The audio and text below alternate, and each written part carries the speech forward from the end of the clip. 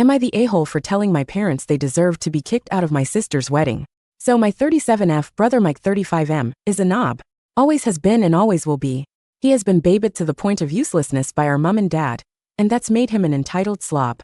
When he was younger he showed promise playing rugby, which had my mum and dad believing he was going to be a superstar. The problem was that he never had the work ethic to fully fulfill his potential. However, this meant that he was the golden boy of the family, and he could do wrong in my parents' eyes. He was a bully at school, which they brushed off as other kids making up lies. But he was an even bigger bully at home to our younger sister Kelly 31F. He would constantly prank her, which basically meant he would do anything he could embarrass her, including things like pulling her dress up in front of the whole family at a wedding when she was 15. Mum and dad just said it was siblings being siblings, but the rest of the family were mortified by his behavior. I did try and stick up for my sister, and it worked to a certain extent, but after I went away to uni, there wasn't much I could do as mum and dad just don't listen to anyone. It got so bad that when she was 18, my sister gave up going to her dream university, St. Andrews, and instead moved to London to go to the Imperial College London. This was a huge shock to all of us, as she had been talking about St. Andrews since she started high school at 11.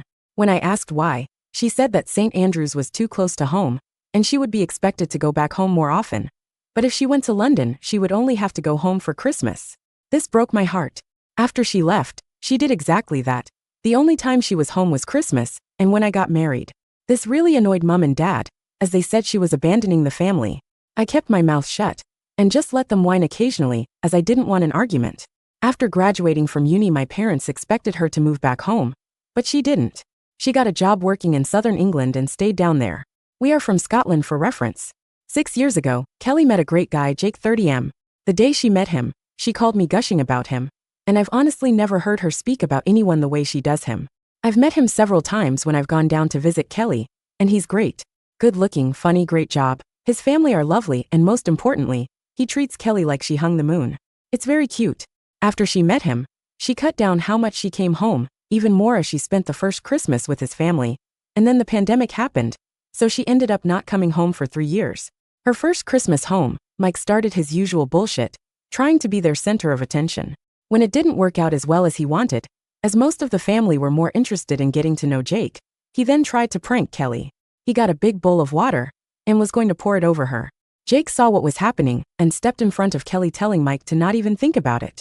Side note, Jake is 6'3" and has been doing martial arts since he was 4, so he can be very intimidating when needed. Mum and dad tried to play it off as a harmless prank, but Jake was having none of it. Mike started whining about it just being a prank, and Jake told him that if he pranked Kelly one more time, he would prank Jake by putting his foot up his arse and his fist down his throat. Kelly and Jake left about an hour later, but after that Mike, mum and dad all had an issue with Jake. Kelly hasn't been back home since. That leads us to now. Kelly and Jake are getting married. They sent out invites in February for August. However, they didn't invite Mike. Mum and dad are obviously incensed by this, and had a huge argument with Kelly. They threatened not to go, and Kelly just said no problem, she would get granddad to walk her down the aisle. I went around to their house on Saturday with my kids. Immediately my mum started complaining about Kelly and the wedding. I sat and listened for a while before I'd had enough. I asked her what did she actually expect. Her and dad have allowed Mike to be the golden child and get away with everything. Because of that, he can't keep a relationship, due to him thinking everyone should do everything for him. He can't hold down a job because every job is beneath him, and he's still living at home with zero prospects in life. The man-child is a bully who I don't trust to be around my children unsupervised. He bullied Kelly for most of her teen years, and her only escape was to move over 400 miles away and never come home. My mum got very quiet, and then asked me to leave. A few hours later my dad called going mad, because I'd upset my mum, and was taking the side of an ungrateful little girl instead of my parents who gave me everything. This started a huge argument between me and him, where I told him he'd been a crap dad to Kelly, and didn't deserve to walk her down the aisle. I've just had enough. But now I've got extended family members telling me I've gone too far, as my mum is barely speaking to anyone and keeps crying. My granddad said it was about time I told them off, but my grandma is upset by all the arguing. So AITA for telling my parents that they sucked a parents and deserve to be kicked out of my sister's wedding? Comment. NTA sounds like they kicked themselves out. Comment. The chickens have come home to roost. NTA. Although the really sad thing about this is that OP's stubborn, inept mother, having finally seen the truth about her bad parenting and destructive favoritism, is probably more concerned how she failed Mike, who is now worthless and unlovable. and by everyone's low opinion of her, then she is about how she mistreated her daughter all those years. Otherwise, she'd be asking her daughter for forgiveness. Comment. NTA. If they can't stand the truth, they need to hibernate. I vote Grandpa walks her down the aisle regardless of who attends. OP. My sister isn't changing her mind. They aren't going to the wedding no matter what. She only invited them, as she thought it was the right thing to do in the first place. So Granddad will be walking her no matter what. Comment. Good to hear. The sexualized harassment your parents condone makes me sick. Yes, sexual. Undressing your sister in public is very much sexual. Ugh. Boys will be boys, my ass. NTA obviously. She's lucky to have you. Please keep standing up for her. Comment. NTA. Your sister clearly picked a great husband to be though. Maybe you should join his family for future celebrations, and leave those three to their own devices? OP. We go to my husband every other year, so that might just become an every year thing. Comment. NTA. If both daughters have a problem with them, and they've been told their son is the golden child, yet objectively doesn't have any attributes that can verify that he deserves that title, then the parents and the golden child are the problem. Pranks aren't ever funny. They're always mean at someone else's expense. If you ever speak with your parents again, ask them to name Mike's best attributes and most recent achievements or life goals. Then ask them to do the same with you and Kelly. They likely won't be able to give any for any of you, but you will be able to list off those for your and Kelly, and then prove by comparison that Mike has none. And then you ask them the killer question. So why, if Kelly and me are out in the big wide world making waves and kicking ass, why do you not support us and cheer us on? Yet Mike does nothing except cause problems and leech off you, and you support him? If you're going to go that far, I'd also ask if the Wills leave everything to Mike. OP. I'm 99% sure that Mike is getting the house as he will need it. They've already hinted at this, so I've never thought I was going to get any inheritance. I know that to my parents my biggest attribute is that I've given them grandchildren. However, that's been wearing off the past few years as my kids don't like them, so they aren't getting the grandparents' experience they wanted. Update 3 days later. Hi all. That post took off a lot more than I thought it would. There was way too many comments for me to respond to, but I tried to read every one of them. I was asked for an update, so here it is. There were a few things that came up repeatedly, so I'll address them first. The pranks only started after I had left and gone to uni. He would say things to Kelly, and I would have a go back at him when we were younger. But it wasn't anything more than that until after I'd left home, so there wasn't anything I could really do to stop it. I did speak to our parents, but they're useless. Second thing was about my kids. I didn't bring my kids around them very much as they didn't like going to my parents' house. They said it was boring, and they don't like Mike. However, after all the comments I got about this, I sat them down and asked them again. For my daughter, it really is just that she finds it boring, and says that Mike is a weirdo. My son, however, said that he doesn't like being around my dad, as he keeps trying to make him play rugby. I have heard these comments and told my dad to drop it, but he would still make the comments occasionally. I had no idea that it was upsetting my son though, so this surprised me. My son doesn't like sports, be it watching or playing. He's very much like his dad in that regard. He's a Pokemon kid, playing online, and goes every Thursday evening to play in a tournament at our local card shop. So rugby is an absolute no-go for him. The third thing was about security at the wedding. I spoke to Kelly and Jake said that 2 of his groomsmen are police officers who are aware of the situation. So that won't be a problem. Lastly, there was a lot of comments about Mike being the golden child. For a bit more backstory, he wasn't really the favorite until his talent in rugby came to light. After that, he was special and had to be treated that way. I think he was seen as mom and dad's way of being special themselves within the family, as they had such a super talented child.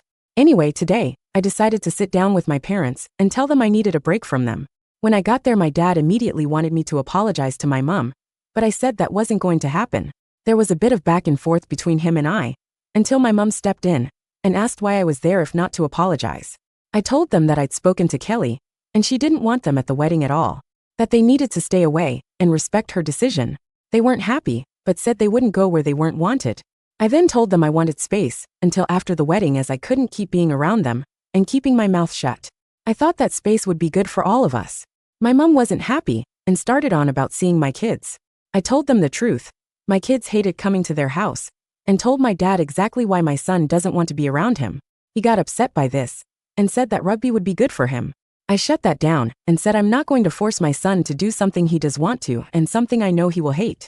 I also told him that if I hear him mention it around my son again, then he won't see my son again.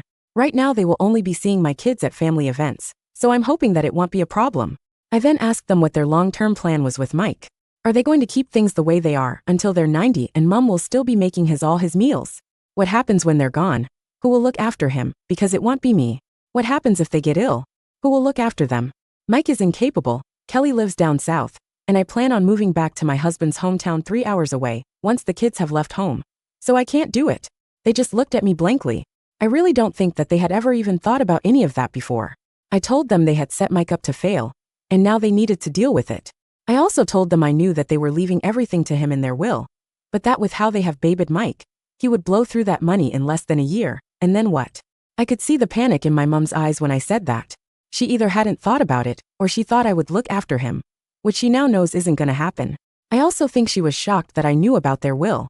After me telling them what low contact with me was going to look like going forward, and them not being happy about it, I left. Hopefully I've given them a lot to think about. I will check in with them from time to time, but that's all right now. I'm going to visit Kelly in the next couple of weeks, so I'm looking forward to that. My extended family have also backed off after I sent them all a text saying if they were so concerned about my mom, then they could be her support system and deal with Mike the same way Kelly and I have had to for years. Not surprisingly, none of them wanted to. Otherwise, I'm going to just try and get on with things as normal. Thanks for the NTA verdict and all the advice. It opened my eyes to a few things that I'd been brushing off. Comment. I'm a Scotsman, I even play rugby, and I can confidently say there's nothing worse than a fucking arsehole rugger type. And your brother sounds like the worst of them on steroids. Comment. Some people inherit their parents' house, and through good financial planning and healthy financial habits, they manage to keep the house for future generations. Other people, after being cosset all their lives and being gifted a modest fortune or home, blow through it in a year, or 2 or 3, and end up having the property seized for failure to pay taxes, or for not keeping up the property, or it gets seized by the bank because the new owner decided to get a home equity loan for some quick cash and forgot to make the monthly payments. I would feel bad for your brother, but it's hard to do that for someone who still acts like a child as an adult. Comment. How shameful of them to leave everything to one child when they have 3 children, and OP has children, and the other is getting married, and will most likely start a family soon. OP, please don't let them come crying to you if they need any elder care in the future. Mike can take care of them.